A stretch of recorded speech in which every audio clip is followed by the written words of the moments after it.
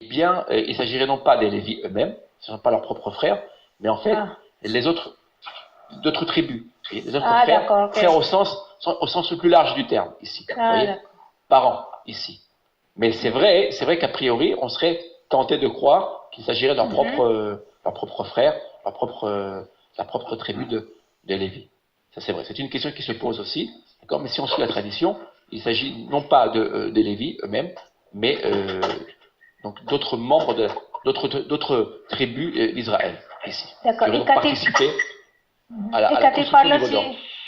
Quand il parle de son père et de sa mère, alors ceux qui sont père et sa mère, c'est normalement le père et celui le plus ancien de la tribu. Oui, ça veut dire quoi? Ça veut dire quoi? Ça veut dire ici. Mais c'est un Lévi aussi. Ça veut dire qu'ils ne vont pas écouter. Ça veut dire quoi? Oui, ça fait. Ça veut dire qu'ici, ils n'écoutent ni leur père ni leur mère, ils écoutent qui? L'Éternel. Pourquoi? Dans la tradition d'Israël, on doit savoir une chose. On doit le respect aux parents. D'accord. La transmission se fait par les parents, par le père, par la mère, ça nous le savons très bien. Je vous renvoie au proverbe. Hein. Le proverbe commence comme ça. Et tout à fait. Écoute la parole, le moussard de ton père et ta mère. Tout à fait. Mais il y a des cas où on ne doit plus écouter la parole de nos parents. Un exemple. Je vous donne un exemple. Deux exemples. D'accord. Le Shabbat, merci, etc. Absolument. Si nos parents nous disent mais non, il ne faut pas respecter le Shabbat, d'accord. On a le devoir de ne pas écouter nos parents. C'est pour ça que le respect du Shabbat est assez important dans les parents, dans les décalages. Nous allons l'expliquer maintenant, on ne va pas rentrer dans le détail maintenant, Esther, d'accord, c'est pas le but du thème, d'accord, de ce soir.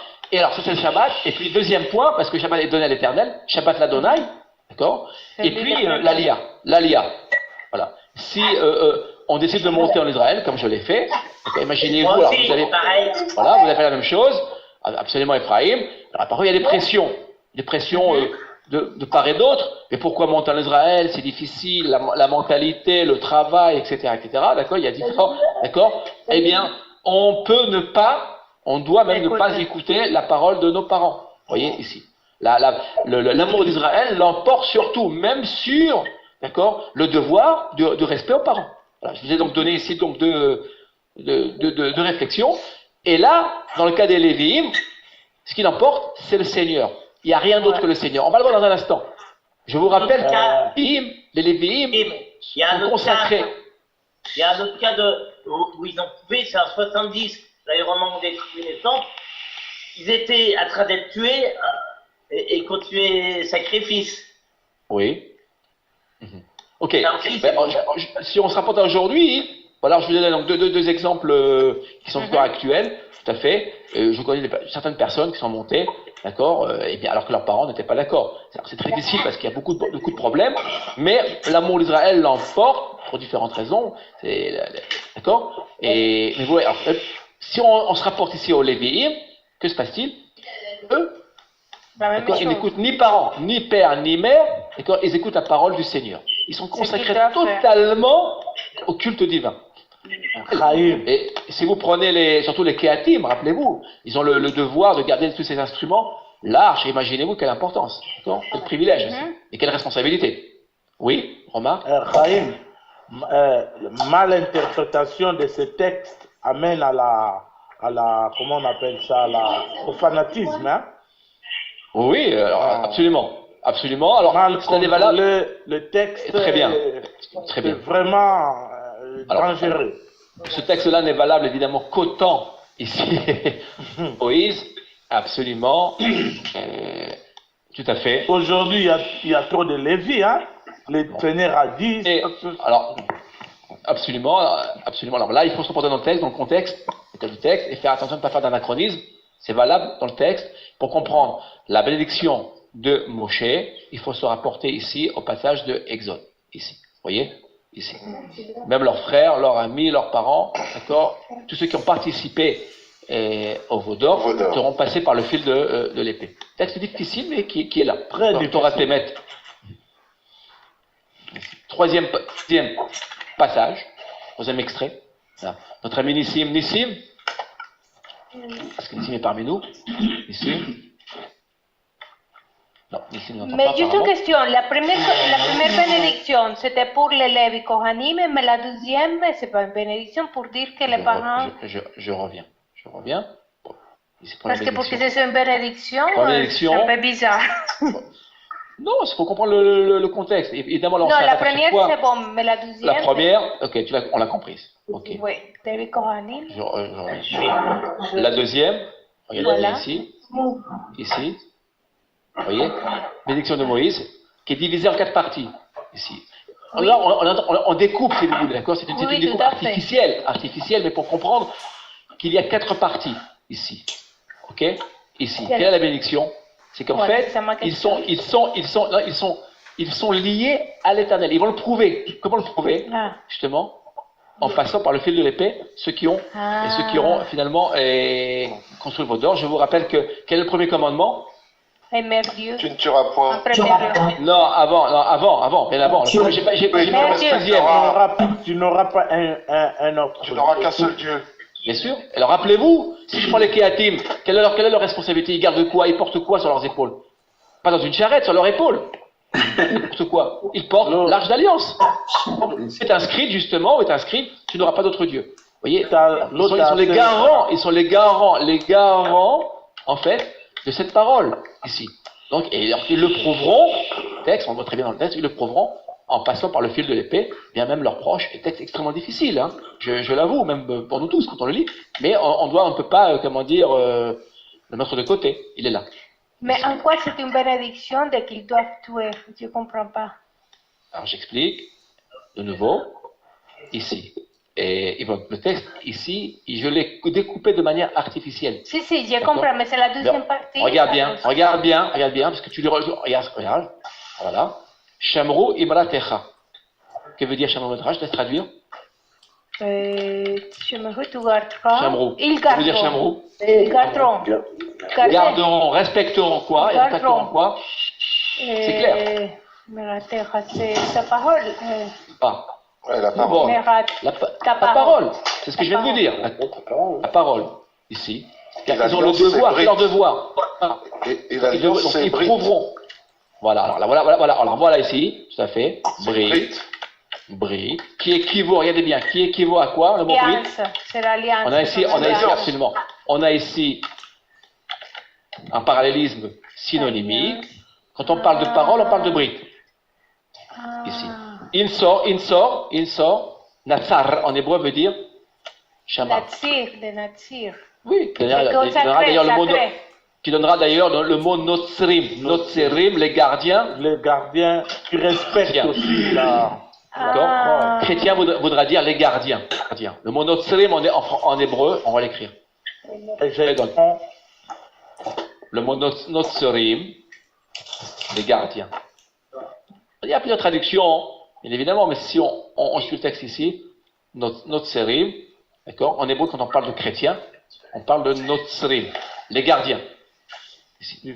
Tu viens aussi du Nazareth. Le mot Netzer. Ok. Alors, vous voyez ici, en parallélisme ici. Ouais. Or, il ne faut pas couper là, on ne doit pas couper ici. J'ai coupé ici pour les besoins de l'étude, Oui. et Yvonne. Mais, dans la mesure où ils garderont la parole de l'Éternel, d'accord, ils seront donc, eh bien, Dans l'alliance. Ok. dans l'alliance. La Absolument. bénédiction. Alors là, je vous renvoie à Malachi, pour comprendre. Le prophète Malachi, qui est le dernier des prophètes, chapitre 2, verset 8. D'accord? Là, je vous laisse faire le travail. Prenez des notes pour comprendre. On parlera de la Brit Lévi. Voilà. On parle de l'alliance ok. avec les Lévis. Voilà la réponse à la question. Toda Rabba Jaime, agora se mandó se Malachi. C'est une bride. Je ne sais pas si vous imaginez, d'accord? Il y a la bride avec tout Israël, il y a une bride, une alliance particulière conclue avec les Lévis. Pourquoi? Parce que étant les garants de l'alliance, d'accord, ils ont une responsabilité énorme. Cette responsabilité est en soi une bénédiction. D'accord? Si on vous remet la responsabilité de garder un Sefer Torah, par exemple, un rouleau de la Torah, ou l'arche d'alliance, d'accord? Imaginez-vous quelle responsabilité. C'est en soi une bénédiction. La bénédiction nous engage, d'accord, être responsable. Imaginez-vous la responsabilité. Alors ça, je vous renvoie ici à Malachi, le dernier des prophètes, ici chapitre 2, verset 8, je ne me trompe pas. D'accord, je vous laisse faire la recherche. En plus, Chaim, ils ont des mitzvot très très durs. Très pointus, très pointus. Ils sont particuliers. Les Lévis sont très très... parce que les Lévis, c'est aussi les Kohanim. Je vous rappelle que dans cette bénédiction sont inclus aussi les Kohanim. Bien sûr. On comprend pourquoi Yeshua dit sensiblement la même chose. Celui qui ne renie pas son père et sa mère pour me suivre, suivre la parole, quoi. J'ai pas osé le dire, mais Francis, voilà, tu l'as dit mieux que voilà. C'est dans les évangiles. On retrouve la même chose dans les évangiles. Tout à fait. C'est tiré de là, hein. C'est tiré de ce texte-là. Si vous faites une correspondance, c'est tiré de ce texte-là. Tout à fait. Tout à fait. La rigueur de Jésus, hein, Jésus est très, comment dire, est très très rigoureux dans ses paroles. Ça prouve qu'il est bien juif, en plus. Et ça veut dire surtout qu'il y a de très très bonnes sources. Voilà. Yvonne. Alors voilà, alors regardez, voilà, alors là on arrive ici, un passage fort intéressant, ici, tout à fait. On va demander à, je vois, Ran, soit Ran, Lali Ran, je me permets d'inviter, je ne sais pas, non. Et je reviens tout de suite. On va donner la parole à Irène, bonsoir Irène. Irène. Yoru mishpatecha liyaakov vetoratzecha leIsraël. Yashimu ketorah ve'apera ve'chalil al mizvotecha. Ils enseignent tes lois à Jacob et ton enseignement à Israël. Ils mettent l'encens sous tes narines et l'holocauste sur ton autel. Deutéronome 33, 10. Ici, vous voyez, Yoru, c'est enseigner. Hein. La racine du verbe enseigner. Voilà, c'est ça, merci. Oui. Alors, Yvonne, d'après toi, quelle serait la racine? Ben, c'est ma question. Aidez-nous. Parce que Res sera la dernière, et je mettrai Vav la deuxième. Voilà la racine. Alors, généralement, voilà, on vous dira ça généralement, on vous enseignera ceci. Yudresh et. D'accord? En fait, c'est un Lamed Yud. C'est un Peyud et un Lamed Yud. Il appartient à deux familles distinctes, ici. Qui veut dire, en hébreu moderne, qui veut dire aussi tirer. Tirer une balle, hein, tirer une flèche. Ici. Et qui a aussi le même sens que qu'enseigner. Ici. Donc, quelle est donc la fonction des Lévi'im? Ils enseigneront. Ah, d'accord. Oui, enseigner. D'accord. Enseigner quoi? Enseigner la Torah. Alors, la Torah là. Ici, En hébreu moderne, on dit Melamed. Non, c'est aussi les Orot. Les Orot. D'accord. Les Orot. Qui vient? Les Orot. Non, c'est très très courant, Christophe. Hein. Les Orot, je l'écris. C'est un ifil. Les Orot. Qui donnera le mot Moré. Ah oui, Mora, oui, le professeur. Oui, Moré, c'est celui. Voilà. Moré, c'est celui. Moria. Ah, très bien, Moria, le mot Moria. Voilà. C'est-à-dire, absolument, le mot Moria. Voilà. Vous voyez donc le lieu de la ligature des traces, fait. Moré. Ah, voilà. d'accord, c'est Moré, Mora, au féminin, une enseignante. Voilà. Les Orot. D'ailleurs, et dans le mot les Orot, vous retrouvez même les parents. Quand tu parlais de Avodah Zara, en hébreu moderne, Avodah, c'est un travail. C'est le culte. D'abord, oui, pourquoi? Parce que c'est tiré de l'hébreu biblique. Le culte. Mais c'est À l'origine, ça veut dire culte. C'est le culte. C'est le service divin qui était rendu au temple. Service. Et en hébreu moderne, c'est devenu le travail. D'accord? Vous vous rendez au travail. Voilà. Alors, il y a d'autres raisons à cela, parce qu'en fait, on doit rendre notre travail, on doit le transformer aussi. Le profane, on doit le transformer, on doit le sanctifier, en fait, si vous voulez. D'accord? Tout à fait. C'est juste, c'est l'idée. Chaim. Alors, comme c'est des mots que j'apprends en ce moment, donc. Voilà, donc ça tombe très bien. Très bien. À l'instant, madame. Vous voyez ce qu'on a ici? Regardez bien. On a deux parallélismes. Ici. Yoru, ici, donc, qui veut dire enseigner. Et vous voyez le mot mishpat, ici, sont les lois. Les commandements, les lois. et ici, que nous devons rapprocher du mot Torah. Torah, dans le sens de enseignement, au sens général. On y mettra tout ce que vous voudrez, c'est-à-dire les coutumes, les règles et toutes les lois rationnelles, irrationnelles, d'accord? Tout y est. C'est le but du Lévi. Le Lévi, finalement, vous voyez, son rôle c'est d'enseigner. Alors, je reviens à ce que disait notre ami Shlomo tout à l'heure. Regardez bien. Finalement, pourquoi c'est une bénédiction, cette dispersion? Parce que finalement, grâce à cette dispersion, tous les fils d'Israël auront accès à quoi? À la Torah. Au À la droit, Torah. À la Torah. à la Torah. Les Lévi'im, regardez bien, les Lévi'im, ce n'est pas une caste séparée d'Israël. Si vous prenez les Égyptiens, si vous prenez dans le livre de la Genèse, on verra que au temps de Joseph, il y avait l'empire, il y avait donc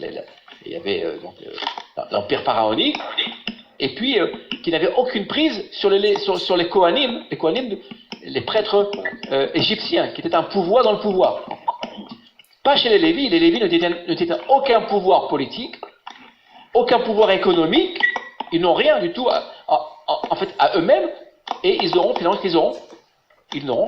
que le culte, ce qui est quand même énorme déjà en soi. Ce sont des serviteurs de l'Éternel, Lévi et Kohanim, hein, qu'on met ensemble ici. Et donc, ils seront très proches d'Israël. Ils auront, n'oubliez pas, 42 villes, plus 6, 48. Mais je prends les 42 villes, c'est-à-dire qu'en fait, ils seront dispersés du nord au sud. Donc, ils pourront enseigner à tout Israël, partout, d'accord, eh bien, la Torah. Donc, en fait, ils vont ils vont démocratiser, si vous le voulez, d'une certaine manière, si je puis m'exprimer de manière anachronique, eh bien, ils vont finalement démocratiser l'enseignement, eh bien, de la parole, de l'Éternel, ce qui est le but. En langage moderne, on dira ils font le buzz. Oui, si tu le veux, voilà. Voilà, tout à fait, et c'est leur rôle. Sans cette dispersion, eh bien, il est fort probable qu'on aurait eu une caste, une oligarchie spirituelle, qui aurait détenu le pouvoir sur la parole, voilà, et donc ils auraient donc monopolisé la parole, ce qui n'est pas le cas ici. Chaim, cette notion, après, va toucher le monde entier. Parce que les Juifs... On va y arriver. Ok. C'est très bien. Voilà, je l'y avais pensé, probablement. C'est très bien. On va y arriver. Alors, premier point, regardez bien, l'enseignement, et puis regardez bien la fin. C'est un texte poétique, ici. Il y a 6 mots Ketorah. Alors, le mot Ketorah équivaut au mot Ketoret. Ah, d'accord. C'est de l'encens. Le mot, vous voyez que le mot Ketoret, le mot l'encens, on a ici 3 lettres, Qatar. Allez, on va ici. C'est féminin, l'encens. Oui, c'est féminin. Todaraba. En araméen, hein, attention, ici, Kouf, tête, Resh, à ne pas confondre avec Kaf, hein, c'est pas un Kaf. Kaf qui voudrait dire entouré, ce sera la couronne. Kouf, tête, Resh, veut dire brûler. Brûler de l'encens. Donc, voilà. Et donc, évidemment, vous trouverez Ketorah ou Ketoret, veut dire c'est de l'encens, qui est donc brûlé. Par qui? Par les Kohanim. Par les Kohanim. Regardez bien là. Regardez bien. En un seul passage, on a ici. On va l'écrire. Je vais prendre mon crayon. Voilà. On va écrire. On a donc ici les Lévi. Je vais l'écrire. Je ne sais pas si vous le voyez sur l'écran. Ici. Oui. Et là, et juste en dessous, on a le Kohen. Vous voyez le Kohen? Je sais pas si ça apparaît chez vous. Oui, le Kohen. Oui. Vous voyez? Regardez bien. Le Lévi est celui qui enseigne, qui va vers le peuple, qui est dans le peuple. Il fait partie d'Israël, hein. N'oublions pas. C'est pas une tribu qui aurait un avantage particulier, elle a une responsabilité particulière. Attention, ici. Mais elle n'a pas de pouvoir politique, ni économique. Ils n'ont rien à eux en réalité. Ils sont même pauvres. On les considère même parmi les pauvres. Si vous lisez les prophètes, on les compte parmi la veuve, l'orphelin, l'étranger et le pauvre. On y introduit le Lévi. Si vous imaginez. Il n'a rien lui en réalité, ici. Le Kohen, regardez bien lui, quelle est sa fonction? De brûler de l'encens. C'est faire le culte donc. Oui, c'est le culte, ici, à l'intérieur du saint. Je vous rappelle qu'on brûlait l'encens à l'intérieur du Kodesh, du Saint, ici. Vechalil, voyez le mot Khalil?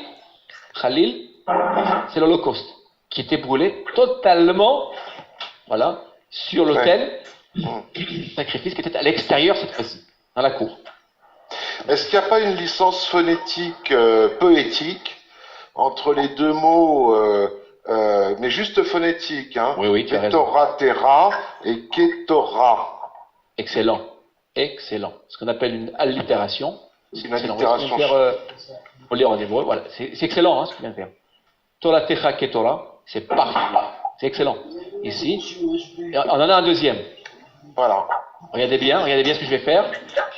On a une deuxième allitération. Ici. Apecha Ouais. Mizbechecha. Pourquoi? Vous voyez que le bet, ici, est très proche du P. Dans beaucoup de textes, vous verrez très souvent il y a des allitérations de ce type, de ce genre, où on joue entre le bet et le P, qui sont d'ailleurs, vous voyez, des lettres extrêmement proches l'une de l'autre. Et là, on a joué entre le Tav et le Tet. Parfaitement. C'est une allitération. C'est excellent. Excellent. Ouais, puisqu'on a phonétiquement Torah et Torah. Absolument. Absolument. Absolument. C'est excellent. C'est pour montrer le lien qui unit, en fait, le rôle, en fait, joué par, ampli par la tribu des Lévi, et puis par les Kohanim. Les Kohanim ici. Ils sont donc, vous voyez, indissociables. On ne peut pas les dissocier. J'aurais pas pu, vous voyez, j'aurais pas pu vous faire une étude et couper ici en coupant ici, vous voyez là, en coupant là. C'est pas possible. Si je fais ça, je fais mentir le texte ici. Je peux pas le faire. Ce qui rallonge évidemment notre étude, mais on peut pas faire autrement. Ici. Ça, vous voyez, Deutéronome 33:10. Vous voyez comment les Lévim et les Kohanim sont liés. Et je vous le dis parce que quand on lit le texte très rapidement, ça, on vous enseignera généralement, on vous dira voilà, on ne parle que des Lévim. Ce qui n'est pas juste. On parle des Lévim et des Kohanim. On ne peut pas faire autrement. Ensemble. Bien sûr, les Kohanim sont issus des Lévim. En plus, Chaim, Aaron, lui, il était toujours ensemble avec le peuple qui cherchait la paix. Absolument. Tout à fait. Il voyait le peuple Absolument. à tout moment. Aaron, c'est celui qui sera très proche du peuple. Est-ce que Henri passe? Contrairement à Moshe, hein? Est-ce que Henri, parmi nous, Henri, je ne sais pas si tu veux. Pascal, pardon. Pascal. Est-ce que Pascal est parmi nous? Non. Que non. Daniel et Véronique, bonsoir. Daniel. Bonsoir. Bonsoir, merci d'être parmi nous. On va aller bien en avance, on prend le temps du temps, mais les Lévi le méritent quand même. Voilà. Loéhi. Raïm, Daniel n'a plus de voix. Et moi, je ne peux pas lire un bon texte comme ça. D'accord. Ok. Alors, d'abord, Refoua Shlema. D'accord. Bon rétablissement à. Ouais. Merci. Hein? Il n'y a pas de problème. Je vais le lire, on va le lire. Loéhi el Kohanim. הלוויים, כל שבט לוי, חלק ונחלה עם ישראל, אישי אדוני ונחלתו יאכלון. ונחלה לא יהיה לו בקרב אחיו, אדוני הוא נחלתו כאשר דיבר לו. Waouh, c'est super d'écouter lire. Merci. Traduction, il n'est accordé aux prêtres, descendants de Lévi, à toute la tribu de Lévi, ni part, héritage, comme au reste d'Israël. C'est le sacrifice de l'Éternel et de son patrimoine qu'ils subsisteront. Ils n'auront point d'héritage au milieu de leurs frères. C'est l'Éternel qui est leur héritage, comme il le leur a déclaré. C'est Deutéronome 18, 18, 1, 2. Et je vous renvoie à Josué. D'accord ? Le texte ici est confirmé par le texte de Josué. Lorsque Josué, vous vous rappelez, les fils d'Israël entreront en Israël, ils diviseront le pays par tribu. Et là, nous verrons que la tribu des Lévites, d'accord, ne recevra rien. Conformément à ce qui est écrit ici, dans le texte de Deutéronome. Voyez ? Et les villes de refuge. Oui. Les villes de refuge. Attention.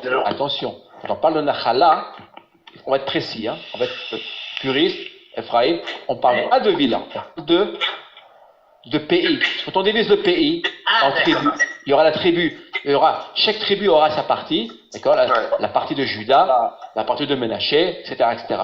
Les Lévites n'auront rien en propre. On l'a bien vu, là, regarde, la carte nous le démontre. Si vous regardez la carte, on y revient. C'est pour ça que je vous dis, regardez bien, les Lévites, ils sont partout. Ils appartiennent à toutes les tribus finalement. Vous voyez? Au nord, au sud, au centre, même à l'est. Vous voyez ici? À l'est, je vous rappelle, c'est les 2 tribus et demie. Vous vous rappelez? Réhouven, Shimon, excusez-moi, Réhouven et Ménaché. Vous vous rappelez? Ici. Qui seront ici. Ils ont voulu rester à l'est du Jourdain. Oui, absolument. Alors, vous voyez, ça veut dire quoi? Ça veut dire que la tribu des Lévis, finalement, ils n'auront pas de part particulière, mais ils seront partout dans ils seront dispersés dans tout le pays, ici. Voilà. C'est donc une bénédiction. Chaim, oui. On dit qu'à la fin, ils auront une grande récompense parce qu'ils habiteront avec le Mashiach. C'est une tradition. Tout à fait. Maintenant, on va coller au texte. On colle au texte. Amen. Roland va donner le texte. En français, encore l'hébreu. Bénédiction de Moïse. Bénis sa force, ô Éternel. Agrée l'œuvre de ses mains. Brise les reins de ses adversaires et que ses ennemis ne se relèvent plus. Deutéronome 33, 11. Merci à Roland. On va donner la parole à Eric. Eric, bonsoir, est-ce que nous entend Eric? Shalom Rahim. Shalom Toda Rabba, d'être parmi nous. Shalom Toda. On va lire en hébreu avec Eric. On tient à l'hébreu, vous le voyez. Tiens. Barer Adonai Elo ou Fochal Yadav Tirsi Meas Matenaim. Mot Naim. 5 Katan. Naim. J'aurais dû mettre les accents, ça c'est vrai. On est pardonnable, il n'y a pas d'accent là. Ume Sana Av Min Yeku Munna. Yekumun. Très bien. Ume Sana Av Min Yekumun. Alors, ça va être difficile ici. Je vais juste vous l'interpréter ici.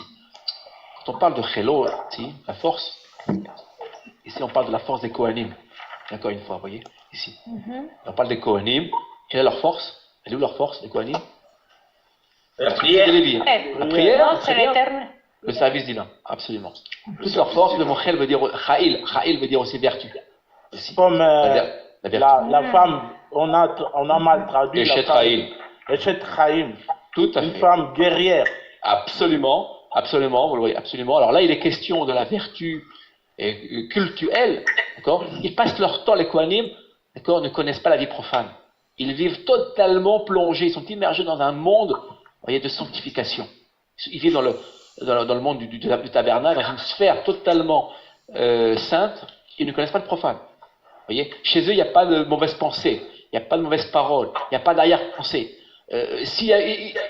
À partir du moment où il y a une mauvaise pensée, le Kohen doit se mettre de côté. Vous voyez, il devient impropre finalement au culte divin. Je ne sais pas si vous imaginez, d'accord?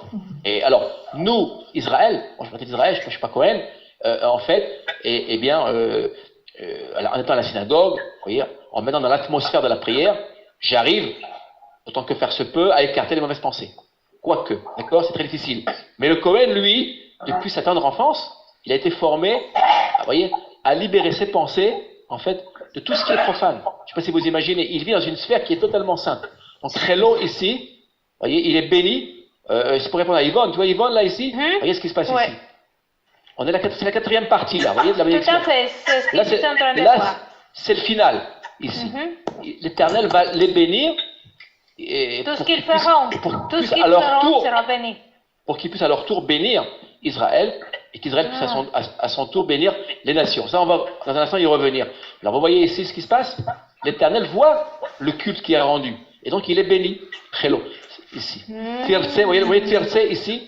Attention, ce n'est pas de l'hébreu moderne. En hébreu moderne, le verbe ratsa veut dire courir. Attention. Oui. Non, j'ai pas dit roots. Attends, pas confondre. Roots, c'est courir. La roots. Et rats, vos amis. Laver. Voilà le verbe ici. Voilà. En la médiud, si vous préférez, pour ceux qui ne sont pas habitués, voilà, on va indiquer la racine que généralement, voilà, on vous enseigne. avec un He à la fin. Moi, je préfère ici le Lamed Yud, je préfère Yatsa, sortir. qui veut dire Ah vouloir. non, yat. Vouloir. Vouloir. Rotse. La volonté. Ani Rotse. Ah, Ani Rotse. Ah oui, c'est vrai. Ani Rotse. Ani Rotse Kesef. Attention. Roots. Barba. Ani Ratz ou Ratsa. Je cours. À ne pas confondre, c'est un faux ami. Ici. Alors, je sais que le Cohen court, il court beaucoup. C'est vrai qu'il est très très zélé, très rapide. C'est vrai, mais là, ça n'a rien à voir. Tirse veut dire ici agréer, exaucer. Fo al yadav et que l'action, littéralement, de ses mains, le Cohen plutôt avec ses mains, il sacrifie les corbanotes, les sacrifices. Et il amène l'encens qu'il brûle dans le temple. Vous voyez, etc. Ici, eh bien, puisse donc l'action de ses mains, en fait, être reçue, exaucée. Parce que attention, ce qui importe, ce n'est pas nécessairement les mains, c'est l'intention, d'accord, qu'on y met. D'accord, donc dans la bénédiction, il y a cette partie-là des œuvres, des mains qu'ils feront, sera béni pour qu'ils puissent bénir. Donc ça c'est la bénédiction, et puis en même temps, tous les ennemis seront éliminés. Alors j'explique, absolument. Comment? Regardez bien, non pas par la violence, par la force des armes, ici, regardez bien. C'est extrêmement intéressant. Par la force, regardez bien, du culte rendu à l'Éternel. On l'a très bien vu. Rappelez-vous, je vous renvoie au texte de Shemot, Exode 17, Parashat Beshalach, 17, versets 1 et 7. Rappelez-vous, que se passe-t-il? Israël ne veut pas rendre un culte à l'Éternel, qui apparaît immédiatement, alors que Moïse, évidemment, s'interpose. Et évidemment, il s'énerve, si je puis dire, il se met en colère. Dans le texte, il dit, comment vous osez mettre l'Éternel à l'épreuve? D'accord? Ils diront, vous vous rappelez, ils diront, l'Éternel est-il parmi nous ou ne l'est-il pas? Il y aura une hésitation, en fait, même on peut dire un refus de la présence divine. Que se passe-t-il immédiatement? Amalek apparaît. Or, la puissance des Lévi'im et des Kohanim, d'accord, à travers le culte, permet de repousser l'ennemi ici est repoussé, regardez, non pas par la force des armes, mais par la force du culte rendu à l'Éternel. Vous voyez? Il n'y a qu'à voir à Jéricho. Oui, voilà l'exemple. On a cet exemple-là. Tout à fait. J'y ai pas pensé, voilà, mais merci Ephraim. Oui. On en a d'autres ici. D'accord. Israël, toutes les fois où Israël suit l'exemple des Lévi'im, parce que les Lévi'im et les Kohanim sont des exemples à suivre, en fait. D'accord? Bien, Israël l'emporte sur ses ennemis. Israël, à la base, dans l'absolu, n'a pas besoin d'armes, si vous le voulez. D'accord? C'est le culte rendu à l'Éternel qui, finalement, nous permet de vaincre l'ennemi. Voilà. Ouais. Oui. Tout à fait. Alors, Bebakasha, ma question est dans la troisième, si j'ai bien compris, la bénédiction est que les Lévis, ils vont enseigner la Torah et les prêtres, ils vont faire le culte. Exact. Exactement. Okay, très bien. L'enseignement. D'accord? Voilà, ici. J'y reviens juste une petite minute. Voilà, un instant. Ici. Voilà. Ici, nous avons deux parties. Ici. Attends, est-ce que je vais prendre mon... on va les encadrer. Ici. Là, la partie des Lévi'im, ça vous le retrouverez dans Malachi. Hein. Si vous prenez Malachi, le dernier des prophètes, d'accord, vous retrouverez la Brit Lévi dont je viens de parler, d'accord, et vous verrez que les Lévis sont très très présents dans le livre de Malachi, où ils enseignent. Ils enseignent la Torah, c'est leur rôle, d'accord, Régine. Et c'était, on peut dire, les premiers rabbins, d'accord, de l'histoire d'Israël. Après, les Lévites disparaîtront de l'histoire. Après, je vous rappelle, la destruction des temples. Les chachamim, les sages prendront leur place. Si je peux me mettre, les enseignants aussi. L'enseignant biblique, l'enseignant, celui qui enseigne la Bible, prend d'une certaine manière la place du Lévi. D'accord ? Parce que dans la vie moderne aujourd'hui, il y a des Lévis qui n'enseignent pas la Torah, qui vont au travail, qui vivent dans le monde profane, sans forcément enseigner la Torah. D'accord ? Dans le biblique, attention, le Lévi, d'accord, avait sa fonction, il ne pouvait pas être autre chose que Lévi. Le Kohen, pourquoi on l'appelle Kohen? Le mot Kohen, le nom Kohen, qu'est-ce que veut dire Kohen? Prêtre. Prêtre, un prêtre qui rend un culte servir, ça veut dire servir. Il travaille à temps. C'est un verbe. Rendre un culte, rendre service. C'est devenu un nom propre aujourd'hui. La famille Cohen, d'accord? Tous les Kohanim aujourd'hui ne vont pas, comment dire, enseigner la Torah et d'accord, à leurs proches, à leur famille, ou à leurs amis.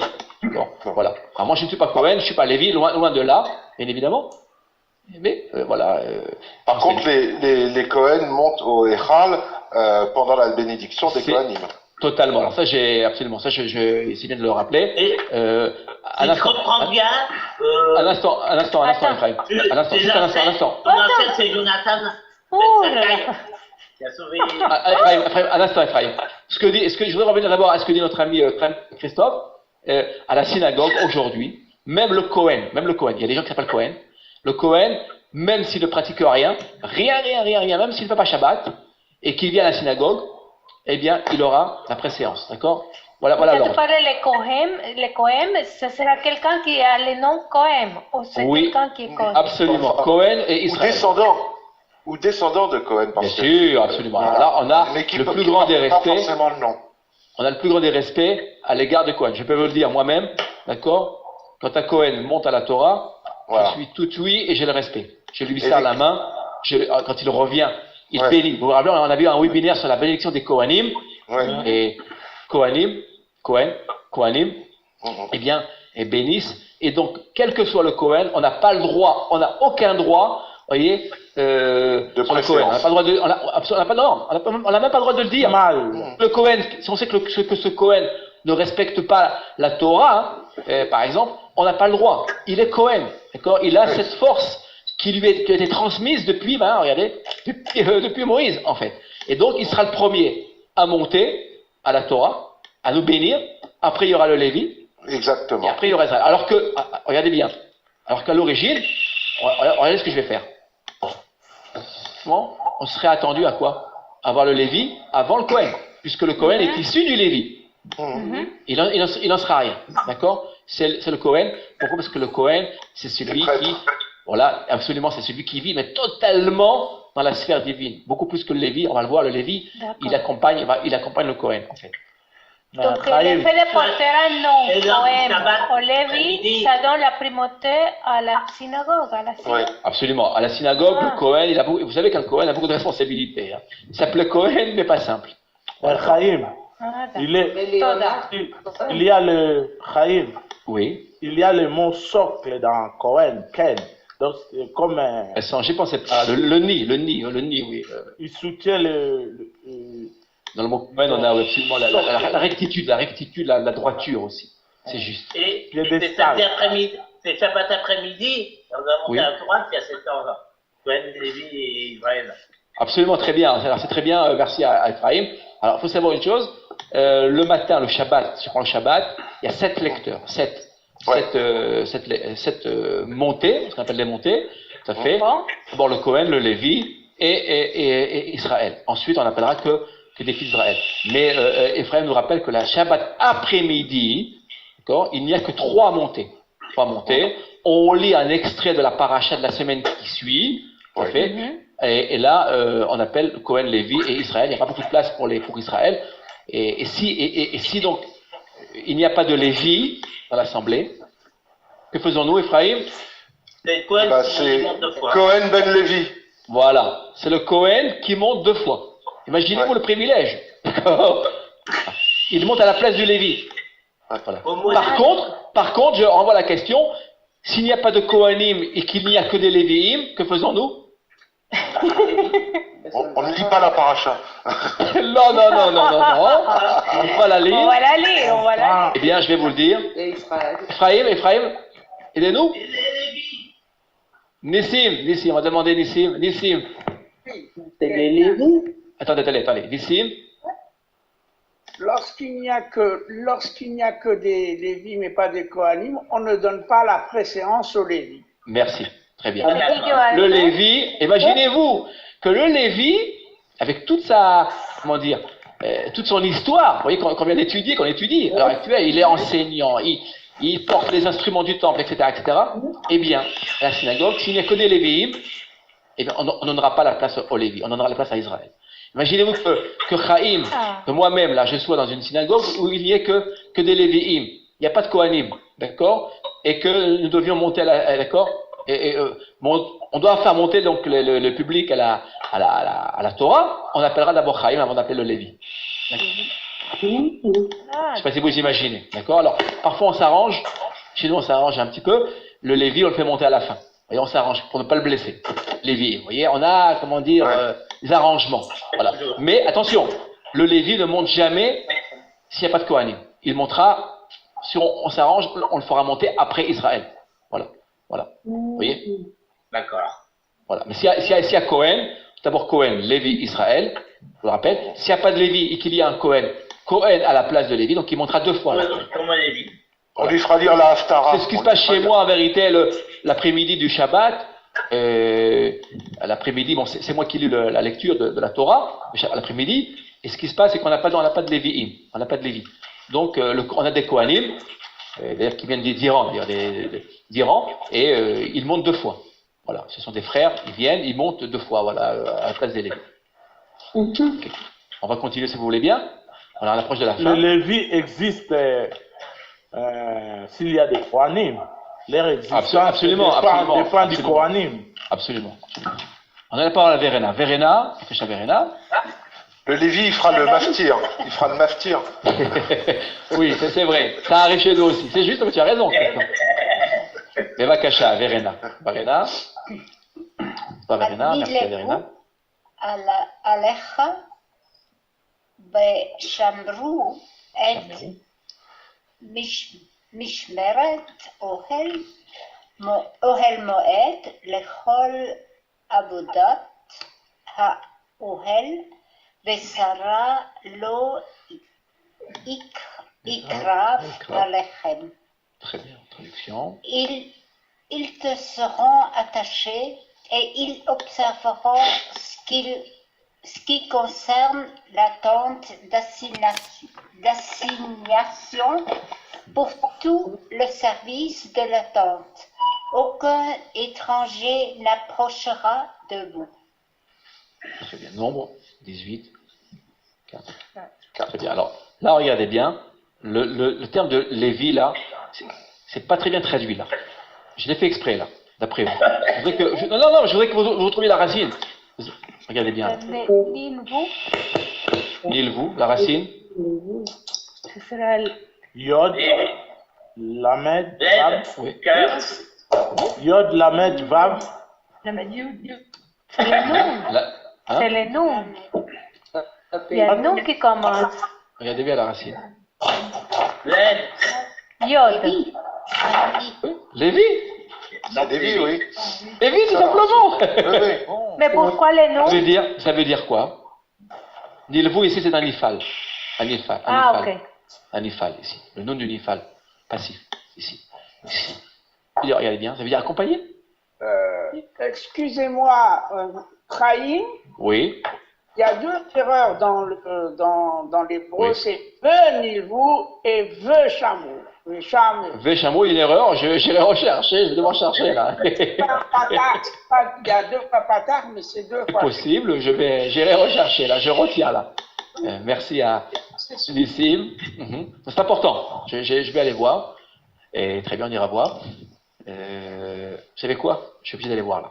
18-4. Oh non, là, on va chercher ensemble. Attendez un instant. On va les chercher.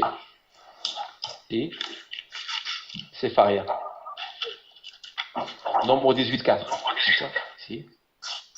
On va les voir. Alors, on va chercher. Nombre 18-4. Voilà. On cherche. 18-4. 18. Voilà. Tout est possible. Hein. Tout est possible, monsieur. Et voilà. Vous voyez, regardez comme notre ami Nissim a raison. Vénilvou. Ici. Véchaméro. Excellent, bravo. Félicitations à Nissim. Vous voyez. Voilà. Très important d'étudier ensemble. Voilà. Merci. C'est juste que c'est un vécatal. Hein. C'est un vécatal. Vécatal, absolument, c'est pas un vaïkol, donc c'est tout à fait, il y a donc une erreur ici. C'est bien V. Merci. Excellent. Voilà, on a corrigé, on va tout de suite corriger. Ensemble. Voilà. Ouais. Je vais corriger, attendez un instant. parce que nous sommes enregistrés, donc il faut Mais absolument Chameru, non. Ah, c'est V, Chameru, c'est ça. V. Nissim a tout à fait raison. Merci à Nissim. Toda Rabba Nissim. Vous voyez, quand l'Israël est quand même bien 10h30, vous voyez comment nous sommes encore très très bien éveillés ici. Et ici, mais très très bien éveillés, c'est très bien. Avec Katal, absolument. Ce qui est logique ici. Et c'est logique parce que regardez. Tout à fait. Ouais, vous voyez le verbe écrave, même le carré c'est un iktol, qui confirme ce que vient de dire notre ami. Tu veux écouter? Ici. Donc, nilvu, c'est beaucoup plus que attaché. Bon, c'est attaché, c'est juste. C'est aussi accompagné. Ici. Voilà. Ici. Ils te seront adjoints et ils garderont. Adjoints, accompagnés, absolument. Attaché aussi, on l'aura. Absolument, on l'aura ici. Oui, les Vaya, absolument. Alors, absolument. Et, alors, la garde du temple, du tabernacle, ici, accompagne qui? Ils accompagnent qui? Les Lévis? On vient de le voir. Les Kohanim. Les Kohanim. Les Kohanim. Les Kohanim, oui, bien sûr. Et nous finirons là-dessus. Voilà. Les Lévis accompagnent les Kohanim. Voilà. Je vais demander, je vois, Lefebvre. Bonsoir. Le prénom, je ne sais pas quel est le prénom. Lefebvre? Non? Est-ce que vous m'entendez? Non. On va demander à Patrick. Je vois Patrick. Patrick? Oui. Patrick? Bonsoir. Oui. Ah, voilà, très bien, Lefebvre. Très bien. Ton prénom? Rappelle-moi. Véronique, elle a dit. Ah, Véronique, pardon, excuse-moi, Véronique. Véronique. Oui. Bien sûr, Véronique. J'ai grandi l'image. Oui. Bonsoir, Véronique, merci. Non, voilà, alors, je ne sais pas très bien, vous savez quand même essayé. Le prénom est important. Quand l'Éternel appelle Moïse, il l'appelle bien Moïse. Moshe. Voilà. Abraham. Alors, Véronique. Voilà. Qui est Rabat? Je ne sais pas si on monte. Kirabat, Bakahal. Oui. Très bien. Al-Asher. Lo Ite Asher. Lo Ite Karashim. Ite Karashu. Ikadashu. Ve'alevim. Hal. Sheritat.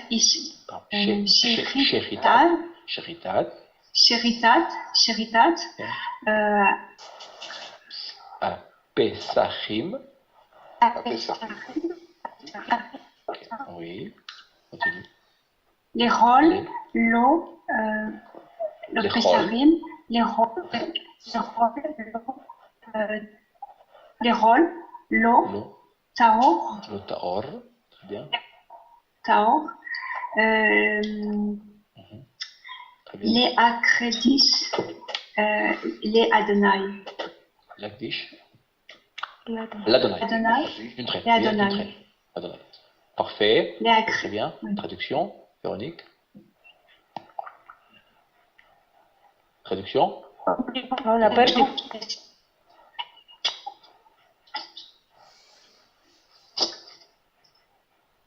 Oui. Non. Oui. On t'écoute. C'est bon, parfaitement. Beaucoup de gens qui ne s'étaient pas sanctifiés, les Lévites se chargèrent d'immoler les sacrifices de la Pâque pour tous ceux qui n'étaient pas purs, afin de les consacrer à l'Éternel. 2 Chroniques 30. 2 Chroniques 30, 17. Alors vous voyez, ce passage est assez intéressant, et à plusieurs points de vue. D'abord, on voit très bien qu'ils accompagnent les Kohanim ici. Pourquoi? Comment le savons-nous? Que font-ils? Sanctifier. Oui, c'est juste, mais avant. Immoler et puis pour les sacrifices, non? Oui, voilà, les sacrifices. On vient d'apprendre qui sacrifie logiquement? Les Kohen. Les Kohanim. Les Kohanim. Absolument. Mais il y a des cas particuliers, c'est ce que nous apprend le texte, où les Lévim eux-mêmes, en fait, sacrifiaient ici pour Pâques. Ici, là. Sacrifice de Pâques. Sacrifice pascal. L'agneau pascal. L'agneau. Il le faisait pour qui? Regardez bien. Regardez bien la bonté du Lévi. Le Lévi, on l'a vu ce soir, on l'a vu passer par le fil de l'épée ceux qui avaient construit, fabriqué le Vodom. Mais regardez cette fois-ci là. Regardez ceux qui n'étaient pas purs. Ceux qui n'étaient pas purs. C'est-à-dire qu'en fait, il permettait, qui n'était pas pur finalement, de pouvoir devenir pur. Exactement, absolument de sanctifier. Vous voyez, ça montre la responsabilité du Lévi à l'égard de son frère ici. Vous voyez ici, l'unité du peuple d'Israël à travers le Lévi. Ici. Pour n'oublier personne en fait. Absolument. Et là on voit très très bien. Vous voyez, là, on a vu ce soir et comment les Lévis finalement avec sang, d'une certaine manière, on le voit très bien. Le zèle du Lévi, et un passage très difficile. Mais ce passage-là, généralement, vous voyez, on l'oublie ce passage. Il faut quand même le rappeler. Il est très loin et dans les chroniques. Je vous dis franchement, les chroniques ne sont pas très lues. On lit la Torah, on la lit, Genèse, Exode, le Lévitique, on le lit plus ou moins, d'accord, si on le comprend. Et puis le livre des chroniques qui nous rappelle toute l'histoire d'Israël, d'accord, on le laisse de côté généralement. On ne le lit pas vraiment. Il y a beaucoup de noms, et parfois c'est un peu long, etc. C'est important de le lire. Vous voyez pourquoi? Parce que là, on a un élément qui n'apparaît pas de manière explicite dans la Torah. On ne l'a pas. Là, on l'a. Vous voyez ici. On a ici un supplément d'information. D'accord, donc le Kohanim, ils vont pas du tout faire les sacrifices. Dans certains cas, oui. Pardon, Chaim. Oui, ici. Oui, En vérité, la Shechita n'était pas du tout l'œuvre d'un Kohen. Le Kohen, lui, il est toujours du côté du Hesed. Et donc, il ne fait jamais. C'est Balif qui parle. Ok. Oui. Et c'est un autre, peu importe, ça peut être même un nom Lévi, un Israël. C'est marqué dans la Torah ainsi déjà, Shachat, quelqu'un va faire la Shita, Vehikri va Kohen, et le Kohen va approcher le sang, etc. Mais, a priori, le Kohen ne doit pas du tout s'occuper de l'objet, parce que c'est contraire à ce qui sent. Intéressant, vous voyez et du reste. Et il ne peut pas verser le sang. Alors je relirai le livre des Lévitiques d'Issim. Là, il s'agit seulement d'immoler les sacrifices, pas de faire la chérita. Non, c'est marqué. Non, c'est clair. Non. C'est clair là, Christophe. Non, c'est ce que j'ai texte. À la chérita, à Pesachim. Pesachim, c'est les sacrifices de Pâques, les sacrifices. Ah, le chérit. Ah oui, pardon. Chérita. Aïm, si je peux rajouter une chose, c'est qu'après qu'elle eu des tentes, il y avait le pèlerinage de Pessah où il fallait offrir un agneau. Oui, c'est ça. Il est question de cela. Et puis, qui est amené au poème. Tout à fait. Mais, pour finir, oui. Dans le parvis, oui, la Khatser. Il y avait le travail des Juifs qui apportaient des moutons. C'était des Lévis qui accompagnaient le peuple. Qui accompagnaient les Kohanim. Non, ceux qui égorgeaient les moutons dans l'hôtel dans le parvis là. Dans l'hôtel comment on appelle ça? La cour. Dans la cour, là. Parce qu'on faisait la Hazara, absolument. On faisait monter le corban, le sacrifice, sur l'autel des sacrifices. C'était tous des Lévites. Alors, Nissim va nous répondre. Nissim va te répondre. Nissim. Oui. Il y avait deux œuvres. Un hôtel extérieur et un intérieur, comme on a dit tout au début du webinaire.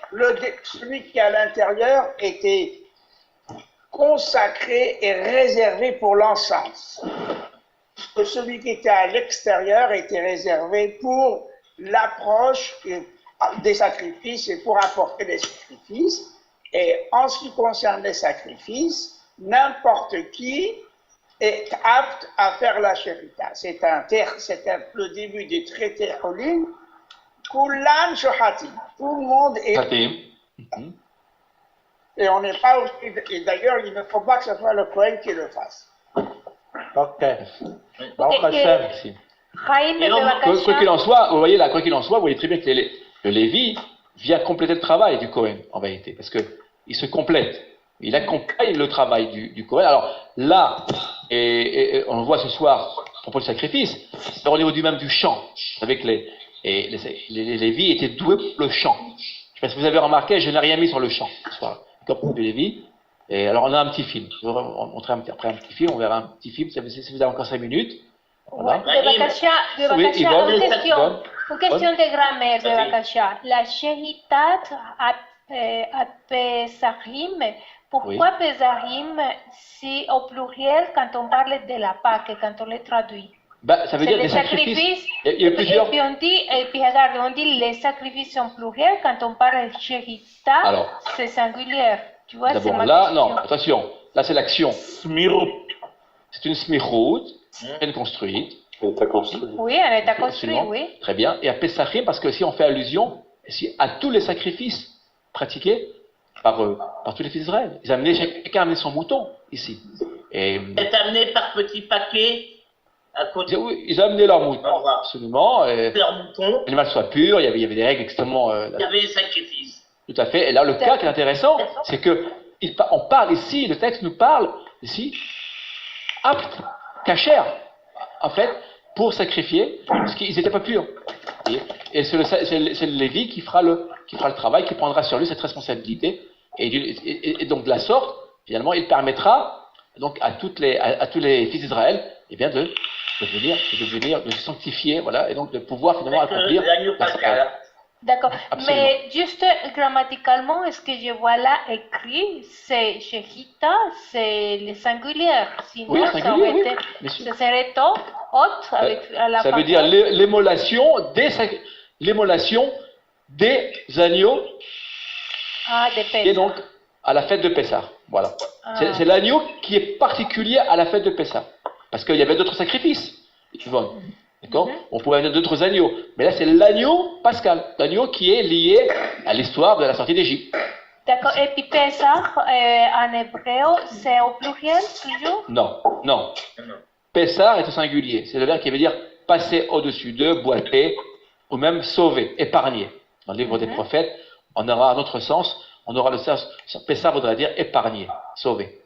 Épargner. Et puis là, ce sera l'épargnement de...